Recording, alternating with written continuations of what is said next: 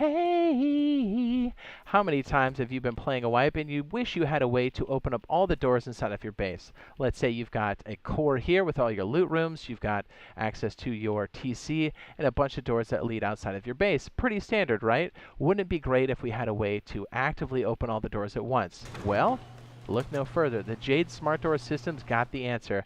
And why is it smart? Because it will only open doors for people that are authorized on the TC. And it doesn't just work in the TC room. This is my pseudo TC room.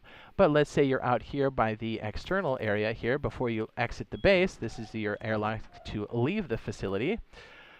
Let's say you need a way to close all the doors as you leave. Let's say you've got farm, you just dropped everything off. Let's say you're over here, you're like beep, boop, boop, boop, dropped everything off. And it takes forever for the roller doors, the garage doors to close. Wouldn't it be great if we had a way to shut all the doors? Well, guess what? We do. And this will only operate when you are authorized on the tool cupboard in the base. Yes, the Jade Smart Doors. We've been working on this for a hot second. This is definitely a more advanced circuit for sure. And at any point, if this is like super deep and you're like, I need some basics, that's totally fine. This will take a second to absorb. If you need the basics, that's cool. We got the Rust Power Basics. I'll go ahead and link that now in the upper right-hand corner.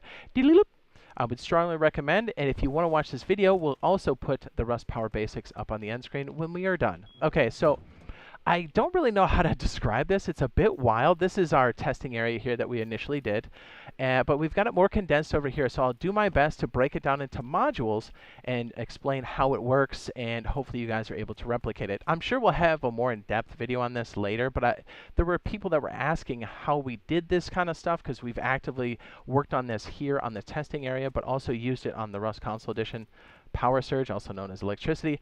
So I want to make sure we get it out there for the people that wanted to use it. Okay, so this is our this was our initial area here, but we'll break it down in this little test area. This is a pseudo base that's cut in half. This represents the exit before the door, and this is the airlock as you go outside. It is very important. I guess you could have automated doors here, but I would strongly recommend that you do not. Your main airlock that has a single pass-through needs to be here so nobody can flick the switch on you. And yes, this can be smart enough to have the whole system shut down. So if somebody raids you or goes deep on you, they can't just come in here and flick a switch. Because if someone's standing down the hallway and this HBF sensor picks you up, then they can flick a switch and then get a free raid. So that's definitely no bueno. Okay, so let's break it down. We've got, here's the circuit itself. It is running off a medium battery. Its total power consumption right now is 23 units of power. I want to say, yeah, I think it's just 23 outright. And we got it broken down into sections here. So if you're looking at the circuit here, let me back up so you guys can see it. We've got the power module down there in the lower left-hand corner. It's the branches grouped together, and you can see the power going to the different modules as red. The green box kind of connected there is the logic to open the doors. The kill switch or the panic button is the red button at the top with the white line that goes in. Hopefully the marching ants help illustrate where the power is going. And to the right, where you see an HBF sensor, an AND switch, a branch from top to bottom, and then a timer, that is going to be the actual mechanism to open and close the door, and that can be replicated throughout the base. You'll have one in the core, and you'll have one at your outside door. And yes, you can add more of these if you want to. And also, as you add more doors, you're going to increase this branch value 1 point for each of the doors that you do add. And each of these are set at 7 because that's how much each of these little door operators need to function. So if you add another one of these gates out here, just make sure that you add 7 units of power and then add another brick down here. So, yes, crazy, right? But man, the smart door system, the Jade Smart Door System, legit.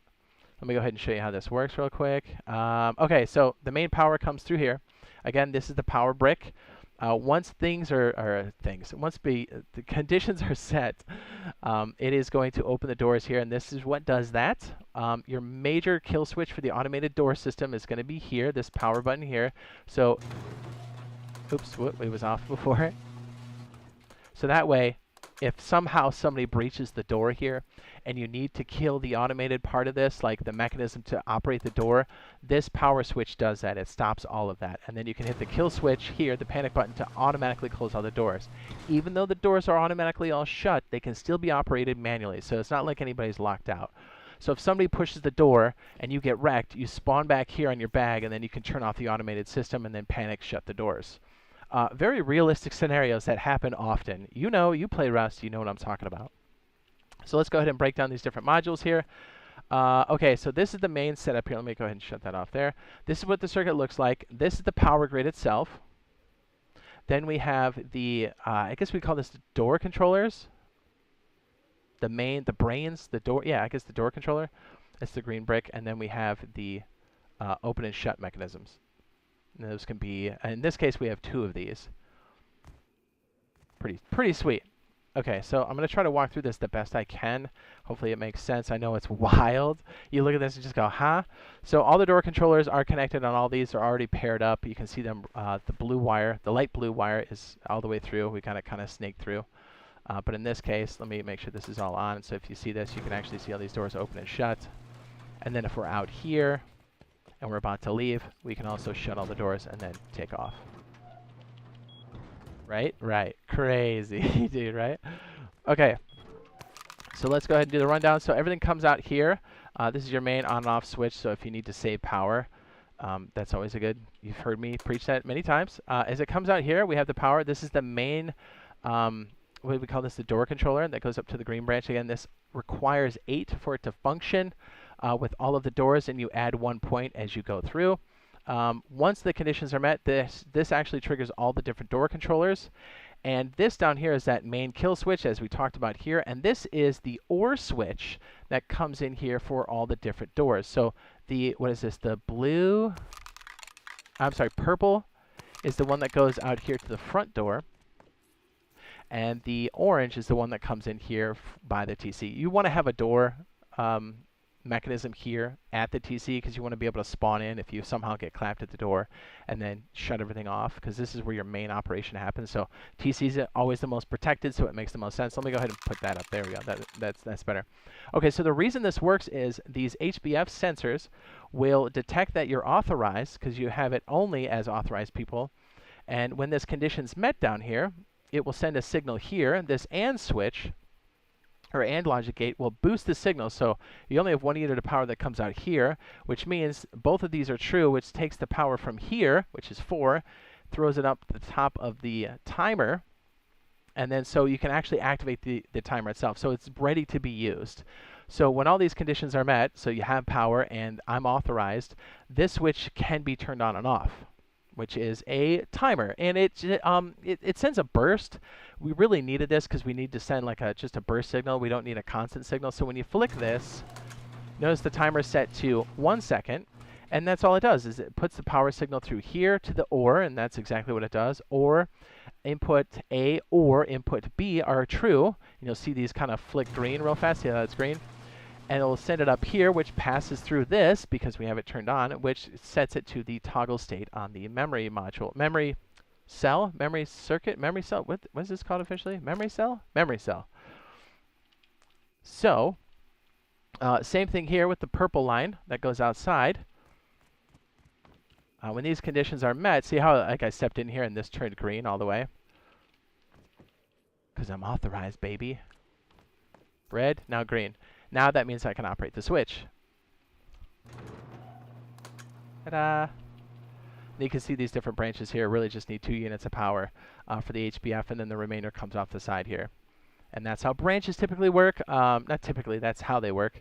The left side takes priority, and then the remainder gets thrown off to the right. And because this AND switch is basically just a way to boost that signal, and then once that condition's met, this switch is ready to be used, which means we burst a signal back over here. Same idea, coming across the ceiling, coming through here into the OR gate. And you can see why this is the input for all the different doors. And as you add more doors, you're going to add more of these ORs in a pyramid scheme, as it were. And you might have to up some more of these branches down here, because right now it's pretty tight with 7.